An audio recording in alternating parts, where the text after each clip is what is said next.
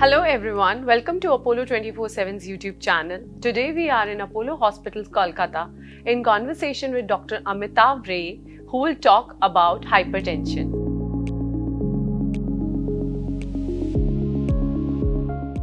We are trying to discuss today hypertension or elevated blood pressure. First, we need to understand what is elevated blood pressure and what is the range of the elevated blood pressure. Any blood pressure which is below or between 120 to 180, the top one is the systolic blood pressure and the bottom one 80 is the diastolic blood pressure. Any blood pressure which is equal to or below 120/80, we say it as normal blood pressure. Any blood pressure that rises above 120 and between 130, and if the diastolic blood pressure is still within the range of 80, we call it an elevated blood pressure. But any blood pressure between 130 to 139 and 80 to 89 diastolic blood pressure, we now classify it as stage 1 hypertension according to the American College of Cardiology. And any blood pressure which is more than 140 and more than 90 is the lower blood pressure, we say it as stage 2 hypertension. And any blood pressure which is more than 180 systolic blood pressure and more than 120 diastolic blood pressure, we usually say it as hypertensive emergency, because that is the problem when the major acute problems from hypertension may or may not arise, and that is when we should take the help of an emergency of a hospital. Now, in short, there are very majority causes of hypertension, but we can say that there is a primary hypertension which is mainly due to genetic, and the secondary causes that may be due to some renal disease, due to some drugs, due to alcoholism, due to smoking, rising from pregnancy, and some endocrinal disorders like pheochromocytoma. These are the common causes of secondary hypertension. But the thing is that this has to be decided by a clinician which is the cause of the hypertension. Third is that what are the complications of hypertension we can expect. Whenever we are having a hypertension, our heart has to work harder to pump the blood to the whole body. This is when the heart muscles becomes thickened. And when the heart muscle becomes thickened, there is every possibility that we are next going on to the stages of complications of heart failure or whatever you say, heart attack or any heart complications that is going to add concentric hypertrophic cardiomyopathy and all complications which we can arise from these complications.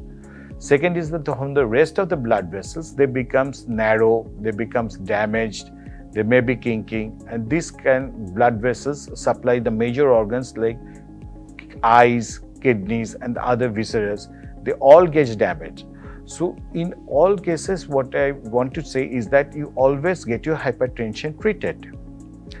Some of the basic medical management has to be done by a doctor. I am fully agreed with that. But what are the home remedies we can try at home? First is that we have to reduce the weight. It has been seen that 1 kg body weight loss has caused a systolic blood pressure reduction by 1 millimetre of mercury. So again, a factor is that once a patient is obese and that there is a chance of obstructive sleep apnea, the hypertension again creates a problem. So we have to reduce the body weight. Second is the waist size has to be taken into consideration. How do you know I'm reducing body weight? You have to concentrate upon your waist size. If your waist size is reducing, then you are at par with whatever achievement you want to achieve. Next is that regular exercises. 30 minutes of brisk walking, cycling, swimming, jogging, all activities, 30 minutes daily activities, at least 150 minutes a week is minimum requirement for the reduction in blood pressure. Again, one can go for the aerobic exercises as well, dancing, and these are all permissible within this 30 minutes limits. Weight training, weight management, that should be muscle building, strengthening exercises that should be pursued at least 2 days a week. Third is that we can always go for the high intensity interval training. That is a vigorous workout for a short burst and then a complete peak recovery period, followed by again a vigorous workout. In this way, we can achieve a greater reduction of blood pressure by at least 5 to 10 millimeter of mercury in the systolic blood pressure. Third is that we have to eat healthier foods. What do you mean by healthier foods? Healthier food means 3 simple steps. One is that you have to consume whole grains rather than the refined grains, fruits, vegetables, low fat, if somebody is vegetarian, low fat dairy products, and if the one who is again a non-vegetarian, they have to cut down upon the red meats and the saturated fat containing products. 3 simple ways of trying to achieve what you are going for the dietary habits is to maintain a dietary diary regarding the calorie intake. Once you know that your calorie intake is more than whatever you are targeting for, then you know that you have to cut down upon the calories. Second is that you have to increase a diet more rich in potassium and low in sodium. That is basically again upon the fruits and vegetables. That is the main source of these problems. That is the main source of the potassium. Third is that we have to be smarter when we are purchasing from the market. If we consume every day, we pick up a mutton, or every day we pick up biryanis and everything like that processed. So this creates again a high calorie problem. We have to cut down upon that. Second is a low sodium diet. In our country, tropical countries, more sodium is required. That is a requirement. But till then, as anything, no added salt in extra diet. That should be one of the problem. That should be one of the measures. Second is that when we purchase whatever salt we are trying to purchase, is that low sodium content.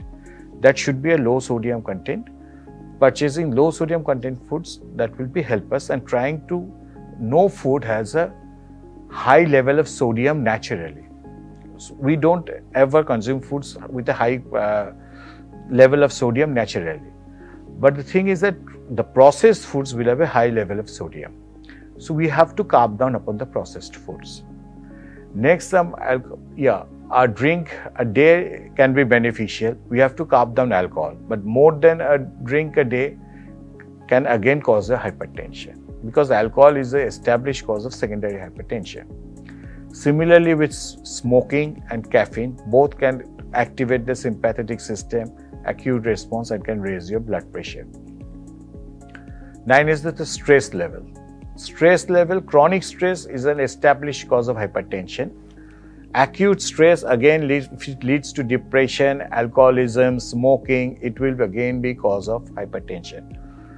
Stress management, regarding stress management, you have to think it yourself. You have to take out some time from yourself to recreate yourself, to reassess yourself. Again, you have to pay gratitude to others, if that can be a way of relaxing yourself.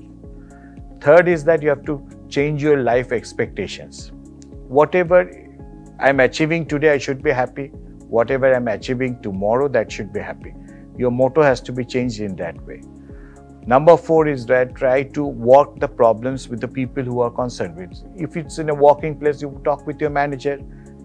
If it's in the home domiciliary environment, you talk with your kids or your wife regarding the solution problem.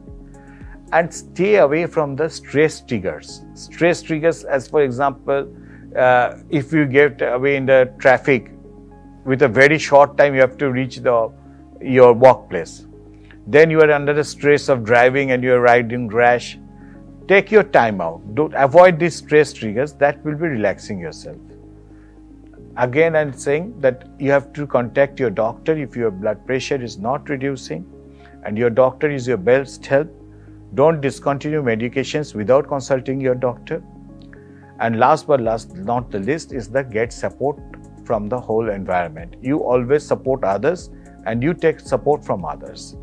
If we follow these simple steps, I think we can control the blood pressure, because at this moment the blood pressure is a huge burden to the community.